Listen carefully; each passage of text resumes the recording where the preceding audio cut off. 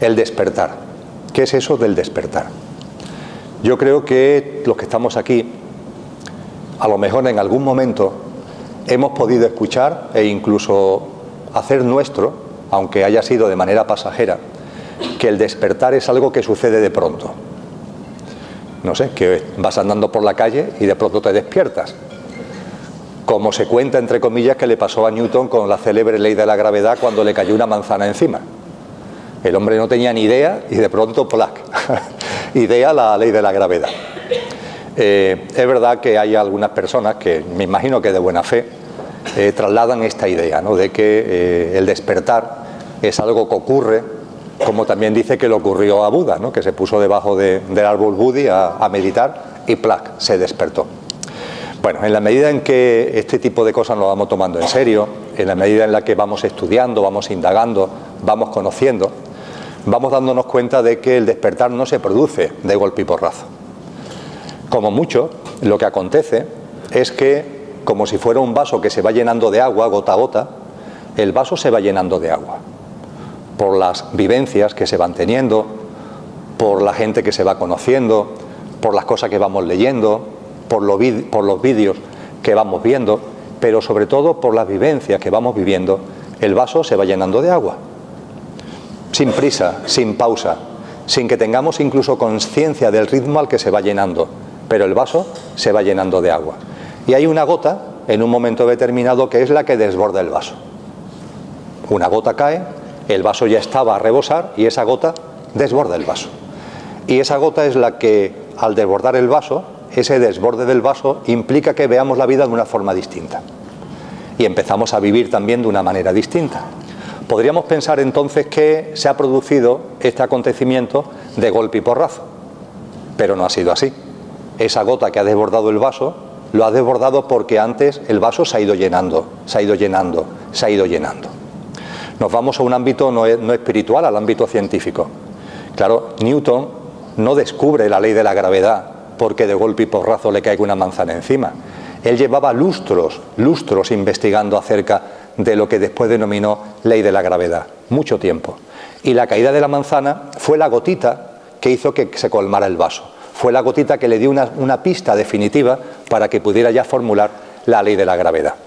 Y por supuesto, cuando hablamos de maestros espirituales, como es el caso de Buda, por supuesto que no fue algo que ocurriera por casualidad en un momento determinado, sino que había toda una trayectoria, un gran camino evolutivo, que además también sabemos que posiblemente ese llenar el vaso no sea ni siquiera de una vida física, sino que sea a través de una cadena de vidas físicas, de una cadena de, entre comillas, reencarnaciones, y el vaso se va llenando. Cuando empezamos a contemplar así el hecho del despertar, ha habido maestros y maestras, sabios y sabias, que nos han hablado de un camino, nos han hablado de un sendero. El vaso se va llenando porque vamos haciendo un camino, vamos haciendo un sendero. Es más, ha habido maestros y maestras que nos han dicho cosas acerca de cómo hacer el sendero. Os pongo, por ejemplo, a Cristo Jesús. Cristo Jesús dijo la célebre frase de yo soy el camino, la verdad y la vida. Yo soy el camino. Obviamente, Jesús de Nazaret no era un ególatra, no era una persona ahí que se le subieran los humos, que se le subiera el orgullo. Él lo decía desde una plena humildad y también desde mucha conciencia. Él es el camino en el sentido de que él, como otros seres humanos, probablemente no muchos, han completado el proceso espiritual, ese proceso que lleva al despertar, lo han completado. Y cuando Jesús de Nazaret le dice a Nicodemo, en esa célebre conversación que tiene Jesús con este rabí judío, cuando le dice aquello de Nicodemo, hay que nacer de nuevo. Y Nicodemo no sabía de qué le estaba hablando, ¿no? Y le dice, maestro, nacer de nuevo, ¿cómo voy a volver al vientre de mi madre?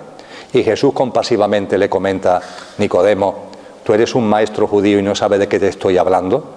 Hay que nacer de nuevo del agua y del espíritu. Ese nacimiento de nuevo lo experimentó Cristo Jesús, como lo han experimentado otros hombres y mujeres. Repito, posiblemente no muchos. Y ellos han tenido la deferencia de que con su vida y con su obra nos han dejado un legado el legado de cómo se hace el camino. Pero claro, cuando Jesús habla de que yo soy el camino, u otros instructores espirituales han hablado de ese camino, lo que tenemos que ser conscientes es que este tipo de experiencias no se pueden traspasar, no son transferibles. No es posible de que alguien que haya avanzado en el sendero espiritual a otra persona se la dé como un regalo. Aunque quiera, no es posible, porque hay que hacerlo cada uno. Lo que sí han hecho estos grandes instructores es propiciarnos con su vida y con su obra un mapa. Un mapa. Y un mapa es útil para muchas cosas. Un mapa es útil, no en mi caso, pero bueno, yo si vengo a Mérida y no hubiera conocido Mérida, pues tener un mapa de Mérida es útil para moverte por Mérida, para encontrar los monumentos, para pasearte por la ciudad. El mapa es útil, pero después tú tienes que patearlo. Después tú tienes que estar ahí y tienes que hacer los pasos. Yo creo que no hace falta que abunde en esto porque todos sabemos diferenciar entre un mapa y el hacer y el patear la ciudad, lo que no quita que reconozcamos la utilidad que el mapa tiene. Pues bien, lo que han hecho los grandes instructores espirituales es un mapa. El mapa de ese sendero, el mapa de ese camino, por la sencilla razón de que ellos lo han hecho. Y por la sencilla razón también de que, lleno de sabiduría y compasión, nos han dejado como legado ese mapa. No solamente ha sido Cristo Jesús, han sido otros maestros y maestras. Y a partir de ahí, vosotros y yo lo tenemos, entre comillas, más sencillo, porque se trata en gran medida de repasar, de conocer, de indagar y de estudiar acerca del mapa que ellos nos han mostrado. Nos han facilitado el camino, ya han puesto el mapa a nuestra disposición. Es cierto que cuando te vas dando cuenta de esto y cuando empiezas a meterte en las tradiciones espirituales, que podemos comprobar fácilmente que todas tienen un tronco común, independientemente de cómo se llamen, independientemente de la religión a la que hayan dado lugar, ahí hay un tronco común muy importante.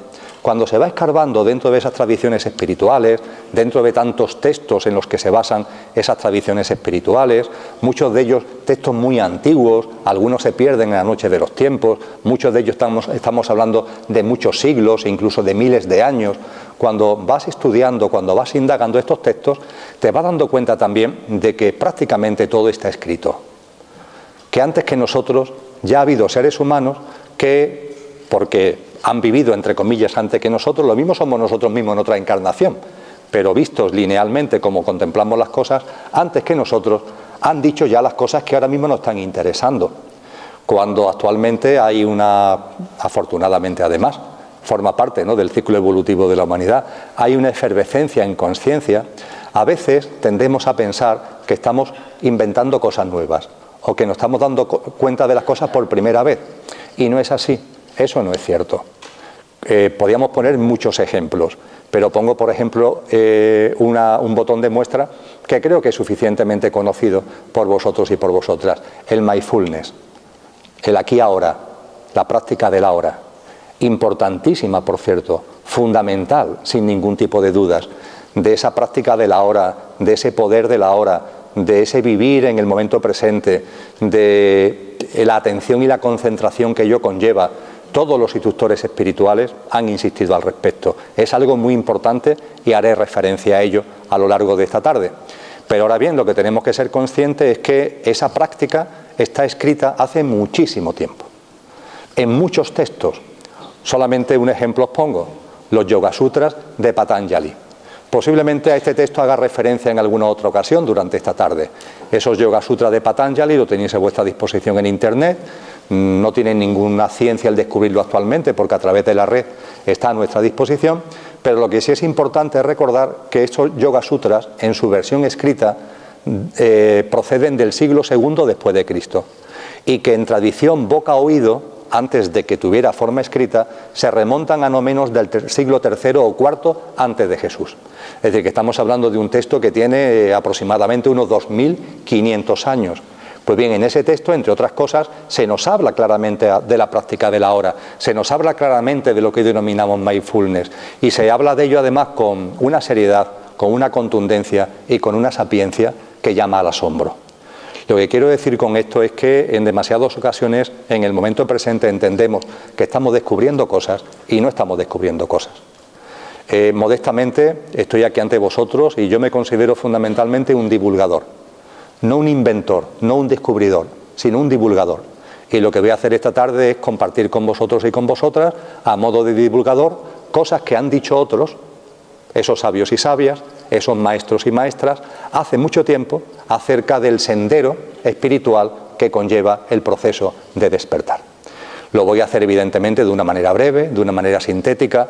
Lo voy a hacer dejando muchas cosas en el tintero, no puede ser de otra manera, no puedo tocar todos los puntos que ellos tocaron con su vida y con su obra, pero lo que sí voy a hacer como divulgador es acentuar o poner o subrayar aquellos aspectos que entiendo que en nuestra vida cotidiana ahora tienen mayor significación, tienen mayor importancia, que nos pueden servir más para que ese camino que tiene que hacer cada uno lo vayamos haciendo adecuadamente. En este contexto, en este marco, lo primero que tenemos que recordar, también han insistido ahí todos los maestros, es que este camino, este sendero, por llamarlo de alguna forma, no está fuera, sino que está dentro. Esto es clave. Claro, cuando hablamos de un sendero, hablamos de un camino, podemos pensar como, yo qué sé, el camino de Guadalupe o el camino de Santiago de Compostela, que ahí está, y voy a recorrerlo. No, este camino no es un camino que esté fuera, es un camino que está dentro. Y por tanto tienes que mirar dentro de ti. Todo lo que vamos a ir hablando precisamente tiene esta seña de identidad, que es una autoobservación, que tiene que ver con mirarte a ti mismo, con conocerte a ti mismo. Es algo de mirarte hacia ti. Sabéis que el conocimiento de uno mismo, que tiene que ver con ese mirar hacia adentro, ha sido una máxima proclamada, defendida por todas las tradiciones espirituales y por las grandes tradiciones filosóficas. Os recuerdo en ese sentido, por ejemplo, a los sabios de la Grecia clásica, Pitágoras, Platón.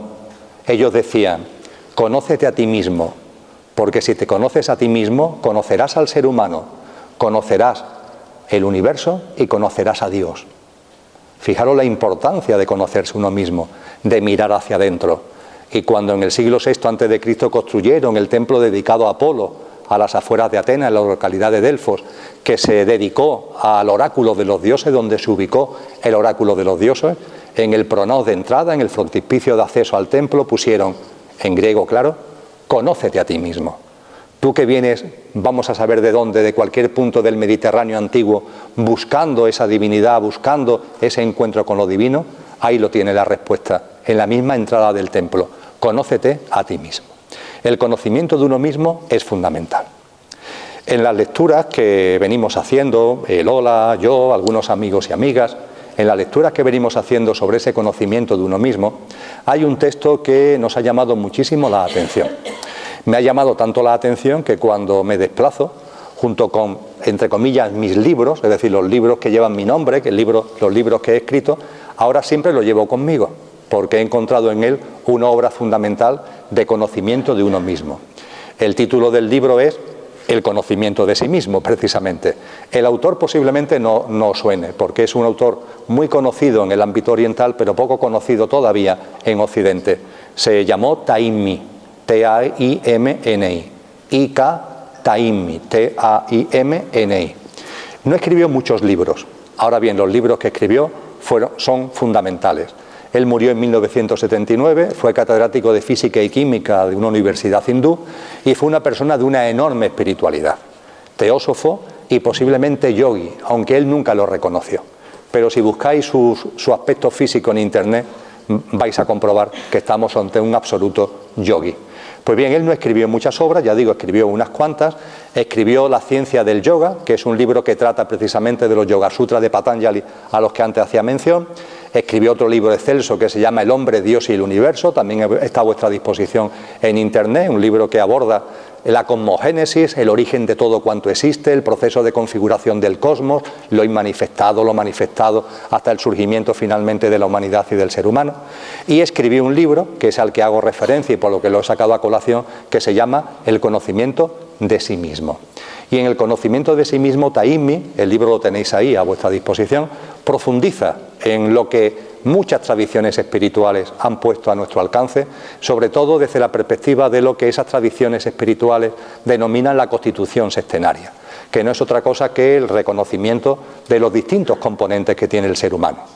Yo creo que más o menos todos conocemos la máxima de San Pablo, de Pablo de Tarso, que en la primera carta a los tesalonicenses dijo aquello de que el ser humano es cuerpo, alma y espíritu. Os suena, ¿verdad? Ahí fijaros que se hace una composición tripartita del ser humano, un cuerpo, un alma y un espíritu.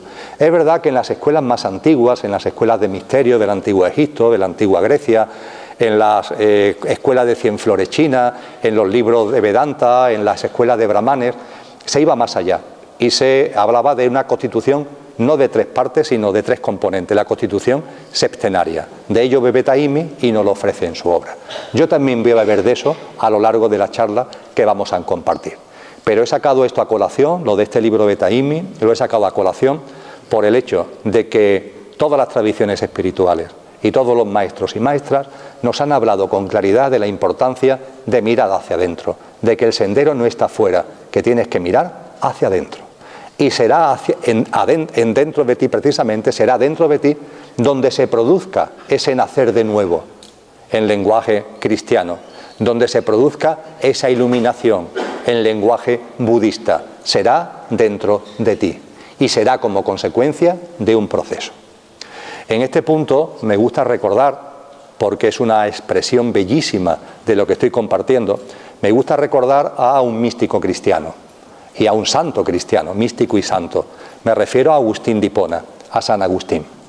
Agustín de Hipona, San Agustín, vivió en el siglo II después de Cristo, y Agustín de Hipona tuvo una vida que se parece en su plasmación a una vida de hijo pródigo, es decir, una persona que vivió una serie de años, una vida muy displicente, muy entretenida en lo material, pero que en un momento determinado empieza a cambiar el paso y empieza a recorrer el sendero.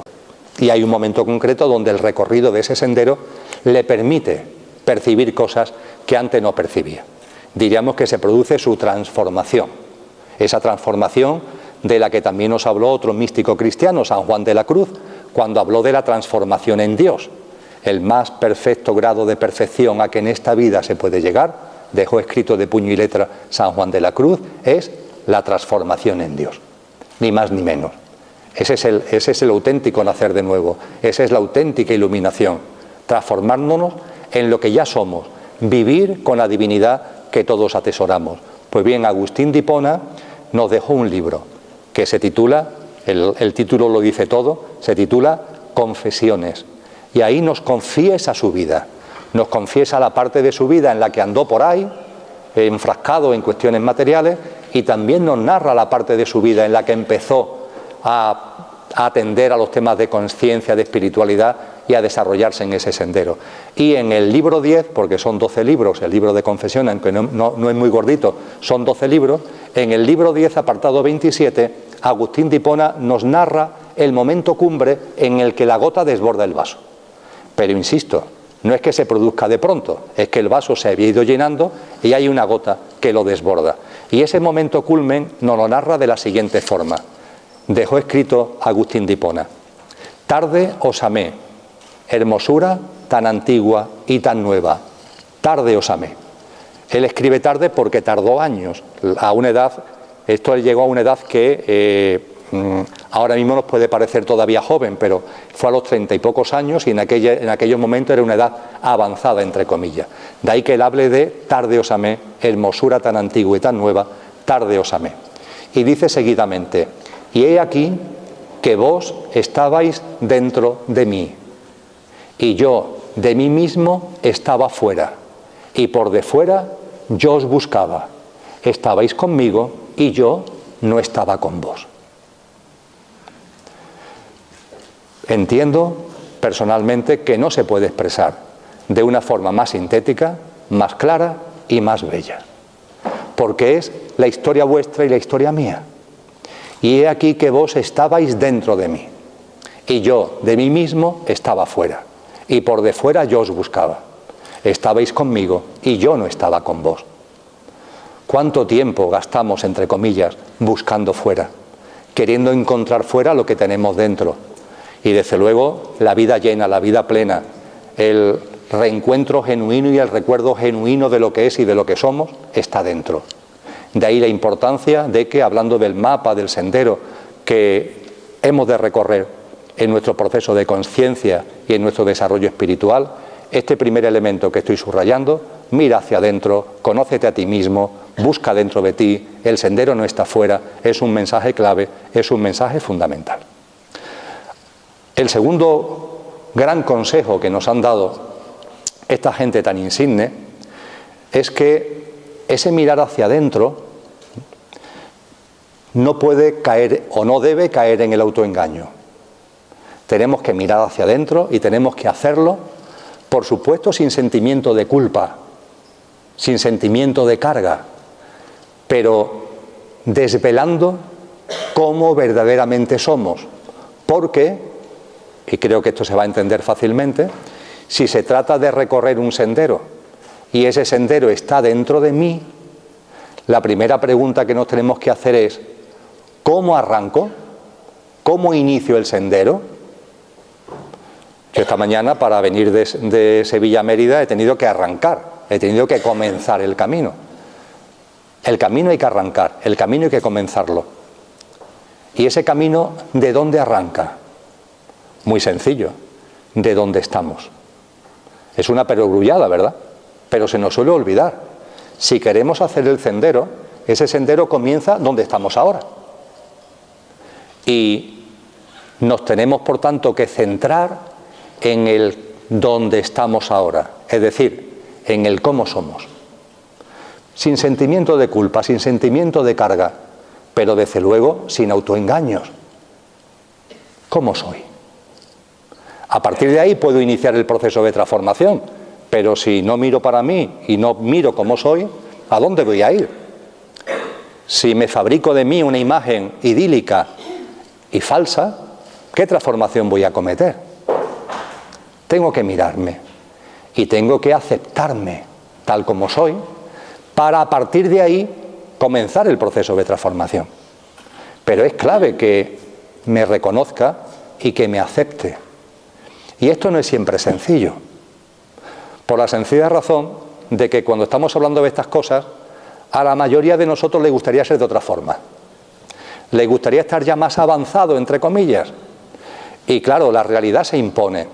Y en la vida vamos comprobando por experiencias que tú puedes pensar en un momento determinado que ya has avanzado, que no sé qué, que no sé cuánto, y viene algo a tu vida y te das cuenta que no. Que otra vez, nuevamente, la cabeza se ha llenado de disparates, que otra vez te ha llenado de conflictos, de ira, de violencia, que tu mundo emocional, ¡boom!, te ha llevado a un enfado, te ha llevado a un ataque de cólera, que tu mente sigue ahí todavía diciendo disparates. Esta es la realidad. Y esto hay que reconocerlo. Te autoobservas y lo reconoces. Insisto, sin sentimiento de culpa. Si esto nos pasa a todos. El quid de la cuestión está en reconocerlo, sin autoengaño. Repito que esta observación y este reconocimiento no siempre es sencillo. Ya que estamos sacando textos y autores y demás, vamos a dar un salto, nos vamos a ir al año 1890, 1891 y a una obra. La obra es una obra inglesa que, traducida a nuestro idioma, es algo así como El retrato de Dorian Gray. El retrato de Dorian Gray es una novela de un autor irlandés, de Oscar Wilde, ni más ni menos, su única novela, por cierto, y Oscar Wilde en esa novela nos cuenta la historia de Dorian Gray. No voy a entrar en detalle porque se iría a la conferencia en el análisis de la novela, pero dicho de forma muy sintética y demasiado coloquial posiblemente, a Dorian Gray le regalan un retrato que él, muy contento, pone en el salón de su casa. Pero ese retrato tiene una característica, y es que él pide que en el retrato sea el retrato el que va asumiendo las cosas que van pasando en su vida y que eso no repercutan en él realmente. Por ejemplo, no envejecer y que envejezca el retrato. Pero no solamente no envejecer, sino que ese retrato va reflejando sus comportamientos y sus conductas. Y esta persona tiene una conducta y un comportamiento cada vez más depravado.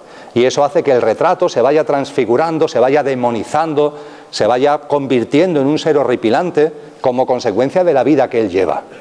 Él sigue igual, pero el retrato se va deformando. Claro, hay un momento determinado en el que el retrato se está deformando tanto que él, en lugar de tenerlo en el salón de su casa, lo esconde en una habitación para que no se vea. Pues bien, permitirme que esta historia del retrato de Dorian Gray lo aplica a nuestra vida, porque en muchas ocasiones no nos queremos mirar al espejo y lo que hacemos es que nuestro retrato, valga el símil, lo metemos en una habitación para no verlo más, en el desván de nuestra casa, porque no queremos verlo, e intentamos seguir nuestra vida en un autoengaño, creyendo que somos de otra forma. No me cansaré de repetirlo, sin carga, sin culpa, ya está bien, de tanto sentimiento de culpa, de tantas cargas, pero tenemos que ser honestos y sinceros con nosotros mismos, y tenemos que observarnos en nuestro mundo emocional, cómo se mueven, cómo se comportan nuestras emociones, en nuestro mundo mental, qué tipo de pensamientos estamos generando, qué tipo de ideas están barajándose en nuestra cabeza, cuáles son nuestras acciones y reacciones en la vida cotidiana ante las cosas que suceden. Tenemos que darnos cuenta que pasamos demasiado tiempo enfadados, porque es una realidad, y eso hace que durante el día, ante cosas que no tendrían que tener para nosotros ninguna importancia, tengan importancia y además la vivamos en clave de enfado porque nos hemos levantado ya, entre comillas, enfadados. Autoobservarte, conocerte, sin culpa, sin carga, pero metiendo el bisturí, siendo muy sinceros con uno mismo. Esa es una clave fundamental. Repito, el sendero está en ti, y si ese sendero quieres iniciarlo, es imprescindible darte cuenta que el punto de arranque del sendero es como tú seas ahora. Y a partir de ahí se pone en marcha el proceso de transformación. Lo que estoy compartiendo me lleva a sacar del ámbito oriental una expresión que, hablando del sendero precisamente, nos dice que en el sendero es enormemente importante hacerlo. Ha habido maestros que han dicho que este es el secreto de la vida. Fijaros, el secreto de la vida es hacerlo, es vivir. Ahora, cuando lo digo puede parecer un poco raro, a lo mejor alguno o alguna ya lo conoce, porque no es algo nuevo, no me lo estoy inventando yo, lo estoy divulgando simplemente, pero quizás no ha sido suficientemente extendida o divulgado este hecho. Se nos dice que el secreto de la vida, la forma de recorrer el sendero espiritual, consiste en tener la nariz vertical, la mirada horizontal. Nariz vertical, mirada horizontal. Hay una película, en YouTube la localizáis sin ningún problema, que tiene como título Dogen.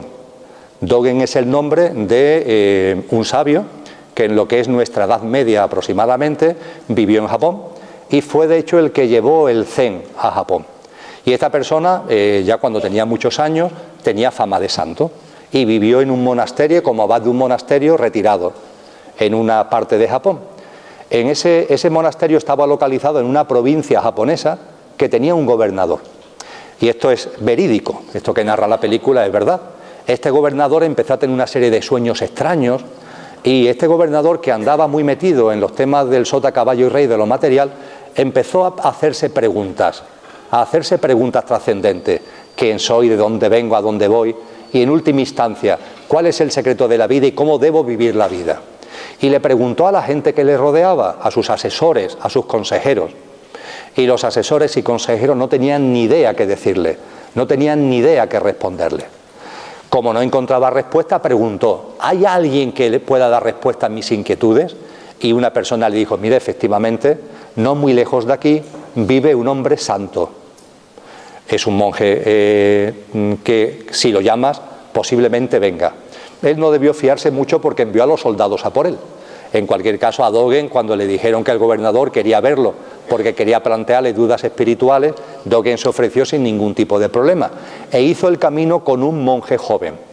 Llegaron al palacio del gobernador, el gobernador le planteó sus sueños, le planteó sus inquietudes y le pidió que le dijera, habida cuenta de la sabiduría que Dogen atesoraba, que le dijera cómo vivir la vida y cuál era el secreto de la vida. Y es ahí donde Dogen le responde al gobernador: es muy sencillo, es muy fácil. Nariz vertical, mirada horizontal. Claro, cuando el gobernador escucha esto, espera que Dogen siga hablando, pero Dogen no sigue hablando, se calla. Y el gobernador le dice: bueno, pero no has contestado mi pregunta. Y le dice Dogen: ¿cómo que no he contestado tu pregunta? He contestado tu pregunta.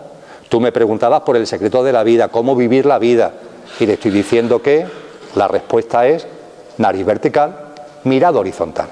Me podría alargar mucho porque ahí hay unos debates entre el gobernador y el monje. Finalmente el gobernador se desespera y le dice: mira, como no me quieres decir la verdad, te la estás guardando para ti y para tus monjes, y te digo lo siguiente, o me la dices o mañana al amanecer te ejecutamos cortándote la cabeza. Y Dogen insiste y le dice al gobernador: es que no le puedo decir otra cosa, le estoy diciendo todo, no hay ningún otro secreto, nariz vertical, mirada horizontal. Claro, el jovencito, el monje joven que le acompañaba le decía: maestro, dile algo más que te va a cortar la cabeza. Y Dogen insistía: ¿pero qué quieres que diga más? Si estoy diciendo todo. Me ha preguntado cómo, por mi sabiduría, se le estoy dando en bandeja, nariz vertical, mirada horizontal. A la mañana siguiente el gobernador se lo volvió a preguntar por última vez, antes de proceder a la ejecución. La nariz vertical, la mirada horizontal, volvió a ser la respuesta, y a partir de ahí a cortarle la cabeza.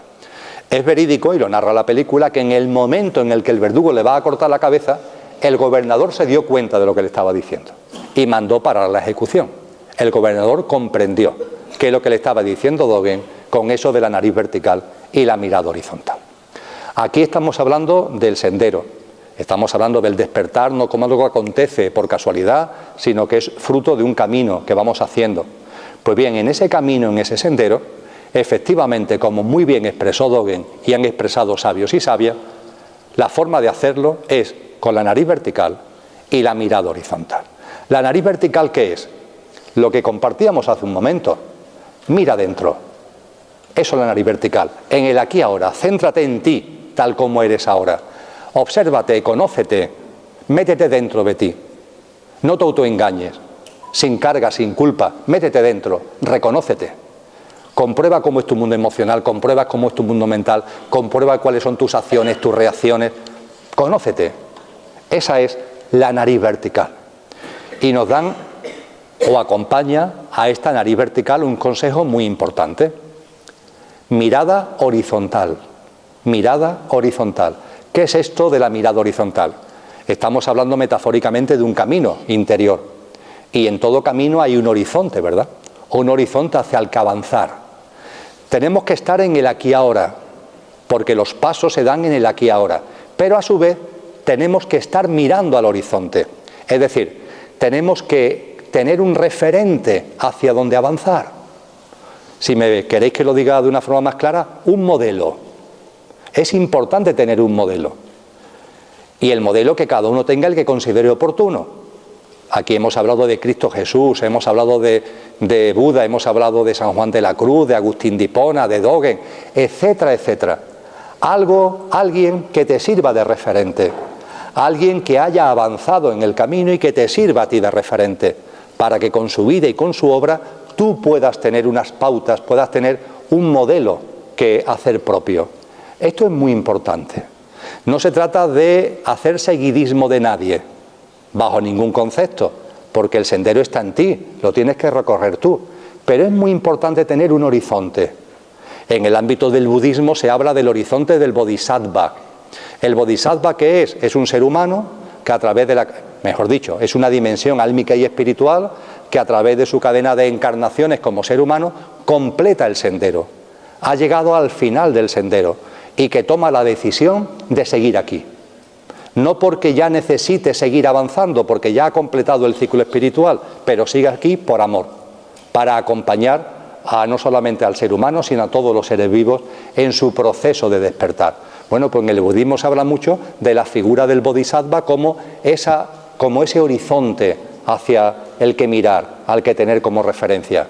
Pero repito, cada uno puede tener ese horizonte. Y no me cansaré de insistir en ello, no para hacer seguidismo, sino simplemente porque la vida y la obra de una serie de personas nos dan pistas, como el que ha ido dejando miguitas de pan. El camino tenemos que hacerlo nosotros, hay gente que ha ido dejando mijitas de pan, nos han dejado un mapa y con su vida y con su obra nos han marcado un horizonte. Nariz vertical, mirada horizontal.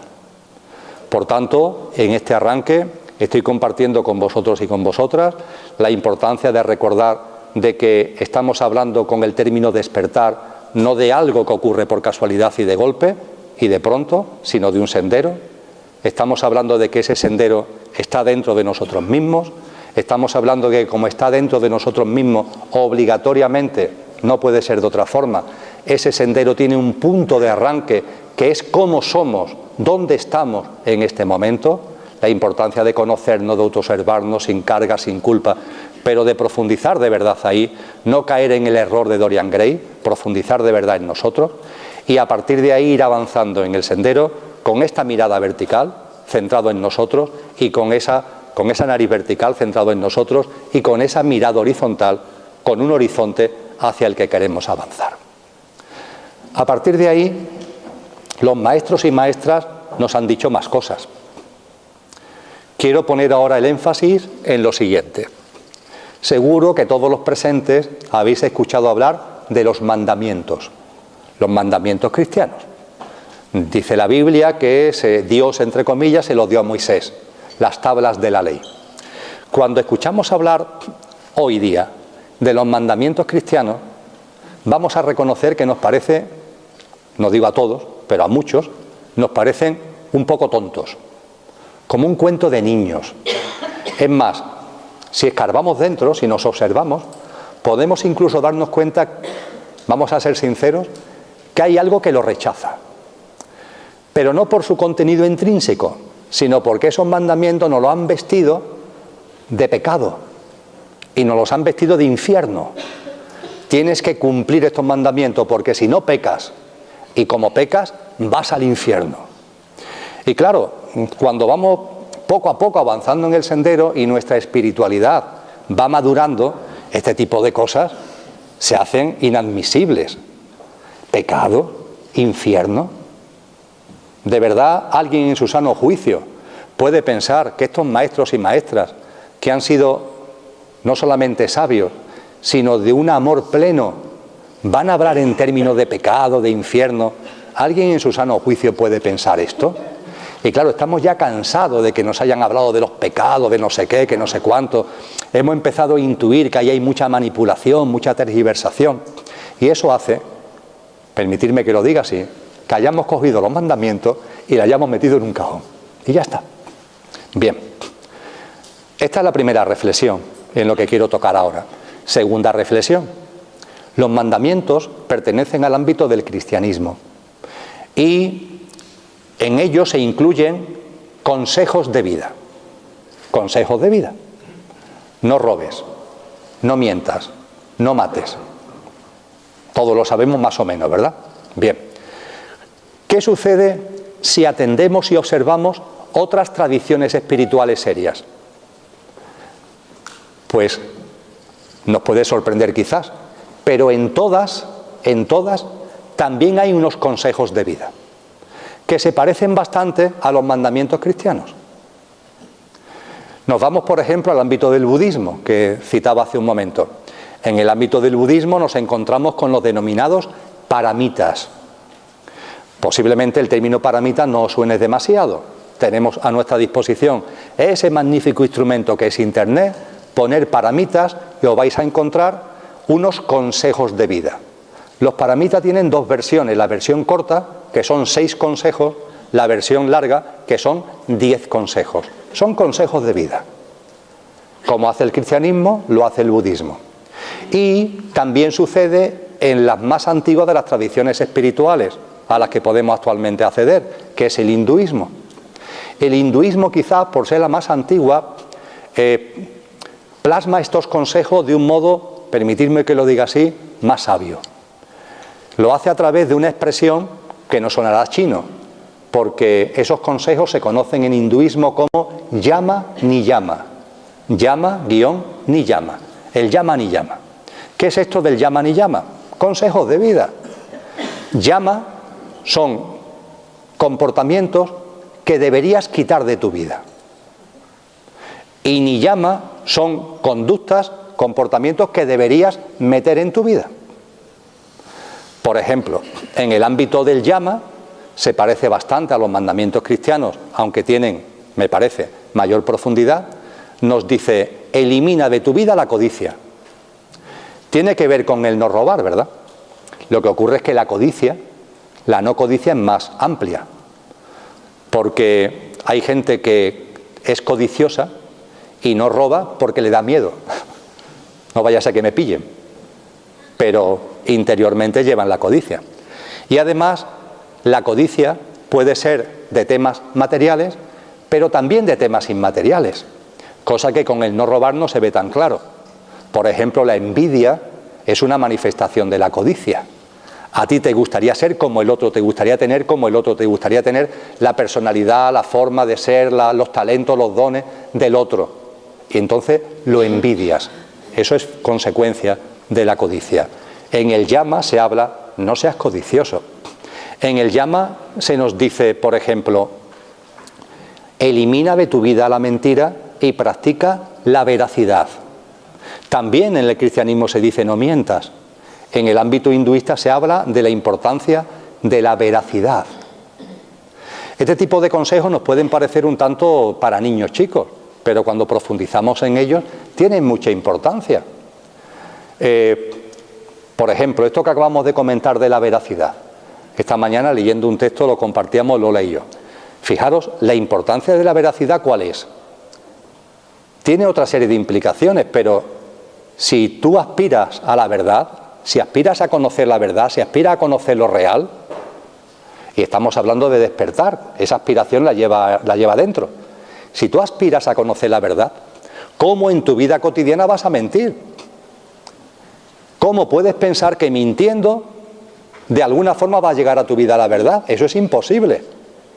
Practica la veracidad y a lo mejor de esa manera se abren las puertas para que llegue a ti la verdad. Pero desde luego, si no practicas la veracidad, olvídate de acceder a la verdad. Es que es imposible, es matemáticamente imposible. Y se nos habla y se nos dice con claridad, practica la veracidad. O se nos dice igualmente, no solamente no mates, sino se nos dice, no dañes a ningún ser vivo.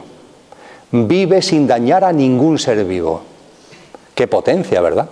No sé por qué en los mandamientos cristianos, cuando escuchamos hablar del no matar, entendemos que es no matar al ser humano. No. ¿Cómo que al ser humano? No dañes a ningún ser vivo. Leonardo da Vinci lo comprendió muy bien y dejó escrito esa frase célebre de que llegará algún día donde el asesinato de un animal sea entendido y comprendido por la humanidad como si se tratara del asesinato de un ser humano. ¿Qué diferencia hay? Los animales tienen un sistema emocional completo. Esta perrita que anda por aquí no tiene el mundo mental desarrollado como nosotros. Nuestra mente compleja, nuestra mente abstracta, de la que hablaremos dentro de un rato, no la tiene. Pero tiene un mundo mental hasta un nivel de desarrollo. Pero el emocional es igual que el nuestro, porque se mueve. Esto también lo explica muy bien Leonardo da Vinci. Dice que el sistema nervioso en los animales, y el ser humano no deja de ser un animal, se desarrolla y se pone en práctica porque al movernos, cosa que no hace un vegetal, cosa que no hace una piedra, al movernos necesitamos desarrollar el sentido de conservación, el instinto de conservación. Necesitamos protegernos más y tener más cuidado con nosotros mismos porque nos estamos moviendo. Y vamos desarrollando un sistema nervioso que nos permite estar más atentos a lo que vamos viviendo como elemento de autoprotección, como elemento de defensa. Así se desarrolla el sistema nervioso de los animales. Y un animal tiene la misma capacidad de sentir placer y dolor que un ser humano. Sin embargo, y esto me sirve para hacer una nota a pie de página, he compartido al principio que yo comparto de corazón, que lo hago para divulgar, no porque esté aquí descubriendo nada nuevo, estoy simplemente divulgando lo que otros compartieron mucho antes, y también que no estoy aquí, desde luego, para convencer a nadie. Por favor, quitar de mí esa carga. No quiero convenceros de nada. Con lo que las reflexiones que estoy planteando, bueno, pasarla por vosotros mismos, tamizarla por vosotros mismos y a partir de ahí actuar en consecuencia. Son reflexiones que comparto de corazón, sin querer convencer a nadie de nada. Pues bien, cuando hablamos del no daño, dentro de la práctica de los consejos que nos han dado, en este caso dentro del Yama hinduista, cuando se habla del no daño a ningún ser vivo, no podemos olvidar que los animales que nos rodean sienten placer y dolor igual que nosotros. A partir de ahí que cada uno actúe en consecuencia, que cada uno actúe conforme considere oportuno. Es verdad que tenemos hábitos de vida, por ejemplo hábitos alimenticios, que no son sencillos de quitar. que hace falta un proceso de autoconciencia, de observación, de convencimiento, pero que seamos conscientes que actualmente hay en campos de concentración, porque no se pueden denominar de otra forma, 100.000 millones de animales, sometidos a procesos crueles de tratamiento de hormonas y de productos de laboratorio para que crezcan y para que engorden aceleradamente, para que finalmente y lo antes posible podamos llevarlo a un matadero, para que de forma salvaje en ese matadero sean sacrificados. Yo creo que esto lo conocemos.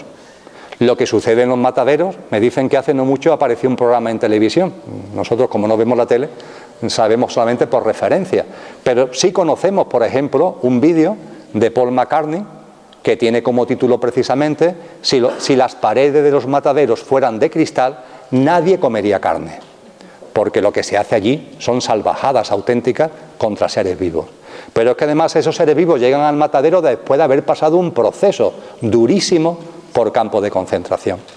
Y estadísticas oficiales, todos los años el ser humano mata para su alimentación a 54.000 millones de animales. Es una cifra tremenda. Algunos se sorprenden, hay padres que me dicen, Emilio, mi hijo siendo tan pequeñito, ¿por qué tiene tanto miedo? ¿Por qué llora por la noche? ¿Por qué le cuesta trabajo dormir solo y se viene a nuestro cuarto? ¿Qué es lo que está viendo mi hijo? ¿Qué es lo que está percibiendo mi hijo para que tenga ese miedo? ¿Puede ser que haya desencarnados que estén en casa y yo no los vea y mi hijo sí? ¿Puede ser que haya, entre comillas, fantasmas, algunas formas de energía oscura que estén en casa y que nosotros como adultos hemos perdido la capacidad de verlo y el niño lo esté viendo? Y la verdad es que este tipo de cosas son posibles, pero son muy raras. Lo común, lo frecuente, es que lo que ese niño percibe es la nube de dolor que rodea al planeta. Porque hay una nube de dolor que está rodeando al planeta. Y es una nube de dolor que estamos creando los seres humanos por el sufrimiento y el asesinato masivo y continuo que estamos haciendo de seres vivos que tienen capacidad de sentir dolor y de sentir placer. Mi madre nació en Bienvenida. Por tanto, conozco muy bien la gastronomía extremeña y la valoro mucho. Y por tanto sé que esto que estoy comentando choca con muchos de los comportamientos y hábitos que están asentados en esta tierra. Lo que creo que todos tenemos un convencimiento es que cuando no hay otra cosa que comer, se come lo que se puede.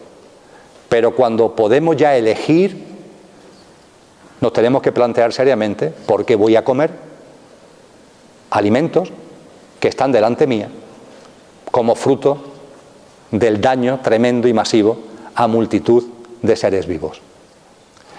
Y hay también personas que cuando termino la charla me comentan, oye Emilio, ha hablado mucho del tema de los animales y de los niños, ¿qué pasa?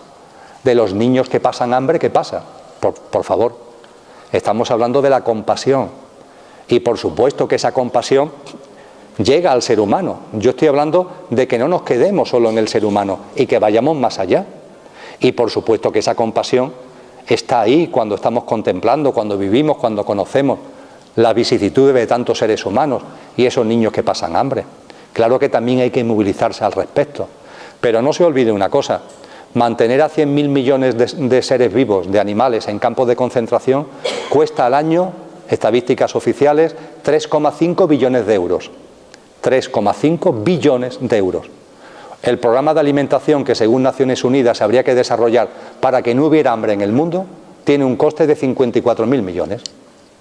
54.000 millones de euros son muchos millones, pero comparado con 3 billones, con B de Betis, 3 billones y medio, no es absolutamente nada. Con lo que precisamente una buena forma de que no hubiera hambre en el mundo sería el utilizar ese dinero para prácticas de agricultura sana y ecológica que nos permitieran comer de otra forma radicalmente distinta. Consejos que nos han dado: veracidad, no codicia, no daño a otros seres vivos. Eso en la parte del niyama, en las cosas que tenemos que ir quitando de nuestra vida. Y también se nos aconsejan que metamos cosas en nuestra vida. ¿Qué, por ejemplo? Pues fijaros, la alegría. Esto suena mejor, ¿verdad? La alegría. En las traducciones que se hacen del niyama a castellano se habla del contentamiento, una palabra bastante difícil de entender. Podríamos decir también la felicidad incausada. Vive alegre por el hecho de vivir. Vive alegre por el hecho de vivir.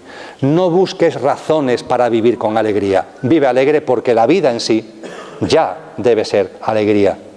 Disfruta de la vida, sácale jugo, vive con alegría. Junto con la alegría, sencillez. Las traducciones que se hacen normalmente son austeridad.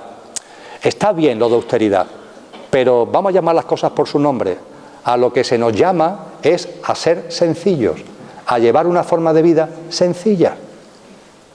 Una vida, por tanto, sencilla y alegre, una vida alegre y sencilla. Decía San Francisco de Asís, necesito poco, y lo poco que necesito, lo necesito poco. O decía Fray Luis de León, qué descansada vida la del que huye del mundanal ruido y sigue la escondida senda por donde han ido los pocos sabios que en el mundo han sido. Y no es que nos estén llamando a irnos al campo, no es que nos estén diciendo que nos vayamos a la montaña, no, tú sigues donde estás, pero vive de una manera distinta, vive con sencillez. Date cuenta de que necesitan mucho menos de lo que te dicen, que han creado en torno a ti muchas necesidades que no son reales, que son artificiales. Las artificiales quítalas de en medio en la medida de lo posible y las reales cúbrela con austeridad, cúbrela de manera sencilla. Se habla también de confianza en el niyama. Confía en la vida. Hablaremos de esa confianza en la vida dentro de un momento. ¿Por qué he sacado esto de los mandamientos cristianos, de las paramitas budistas, del yama niyama hinduista? Bueno, he dicho algunas cosas con relación a la veracidad, con relación a la codicia, etcétera, con relación al no daño a otros seres vivos, a la vida sencilla y alegre, que son consejos de vida práctica que no viene más recordar. Pero lo he sacado sobre todo para que reflexionemos sobre lo siguiente. ¿Por qué los maestros y maestras nos han dado esos consejos? ¿Por qué? ¿Para qué? Desde luego, para meternos miedo en el cuerpo, no. Para meternos en líos de pecado y de infierno, seguro que no. Hombre, es verdad que estos consejos tienen utilidad práctica, pero hay una utilidad práctica que suele pasar desapercibida y que me vais a permitir que lo recuerda y que lo ponga ahora lo comparta con vosotros y con vosotras. Hemos hablado de la importancia de mirarte dentro. Hemos hablado de la importancia de darte cuenta cómo estás emocionalmente, cómo estás mentalmente en tu mundo de mente concreta. Cuando nos miramos, muchas veces, ¿qué es lo que encontramos en nuestro mundo emocional y mental? Podemos llamarlo turbulencias. Hay turbulencias. Ahí están las emociones, ahí están los pensamientos, hay turbulencias. Turbulencias que se deben y están provocadas por muchas cosas, pero hay turbulencias. En el mundo emocional son pocas las personas que viven en calma, en armonía, en paz. Algunos a lo mejor viven así algunas veces, pero otras veces, antes de que se den cuenta, ¡plaf!, otra vez vienen las turbulencias, vienen los movimientos. En el mundo mental pasa lo mismo. Nos encantaría tener siempre pensamientos de amor, ideas de generosidad, de altruismo en nuestra cabeza, pero muchas veces vienen pensamientos de otro perfil, de baja gama, de baja frecuencia vibracional. Nos observamos, lo aceptamos, no nos cargamos de culpa e intentamos ponernos en marcha para que esto se vaya transformando. Pues bien, con el ámbito emocional y con el ámbito mental como telón de fondo, reflexionar sobre el hecho de que estos consejos, mandamientos, paramitas, yama y yama, tienen, cuando lo llevamos a cabo, cuando estas conductas y estos comportamientos los llevamos a cabo, tienen como efecto inmediato que calman nuestro mundo emocional y nuestro mundo mental. Y para esto precisamente es por lo que principalmente tantos maestros han insistido en esto, para calmar nuestro mundo emocional, para calmar nuestro mundo mental, en la sapiencia de que mientras que emocionalmente y mentalmente estemos ahí en el lío, es muy difícil avanzar en el proceso de transformación, es muy difícil que salga de ti lo que realmente eres, es muy difícil ese encuentro interior. Hay que irse calmando emocionalmente, hay que irse calmando mentalmente para que salga de ti lo que eres. Mientras que estemos ahí en el tumulto, en el lío, en el torbellino, demasiado hacemos con no volvernos locos en tanto lío emocional y en tanto torbellino mental. Pues bien, efectivamente, creo que no hace falta ser Einstein para que nos demos cuenta de que si en nuestra vida vamos introduciendo comportamientos de no codicia, de veracidad, de no dañar a otros seres vivos, de una vida sencilla, de una vida alegre, si vamos viviendo de esa manera, uno de los efectos directos e inmediatos que esto va a tener es que nos calmamos, nuestra vida se calma, la paz empieza a llegar a nuestra vida. Y esa paz nos permite avanzar en el sendero interior de una forma que antes era imposible, porque antes estábamos en los que estábamos, en el lío del Montepío, de nuestros follones emocionales y nuestros follones mentales, con nuestros afanes, con nuestros trajines, con nuestra dinámica y nuestro modelo de vida de culto a la velocidad y de estar siempre con tiempo para nada, no tengo tiempo para nada. El gran lema de la sociedad actual. Nos vamos tranquilizando. Y esto es importante recordarlo. Insisto, consejos como estos lo hemos echado a un lado, y yo lo entiendo perfectamente porque también me ha pasado a mí, porque ya nos hemos hartado de tanto lío de pecado y tantas historias de infierno. Pero ojo, vamos a rescatar lo que digno de rescatar tiene, porque ahí hay un mensaje sabio que cuando le quitamos estas tergiversaciones, cuando le quitamos este polvo que otros han echado encima, cuando le quitamos el polvo, contiene una gran verdad. Y deberíamos tenerlo muy presente en nuestra vida cotidiana, hablando del avance hacia nuestro despertar.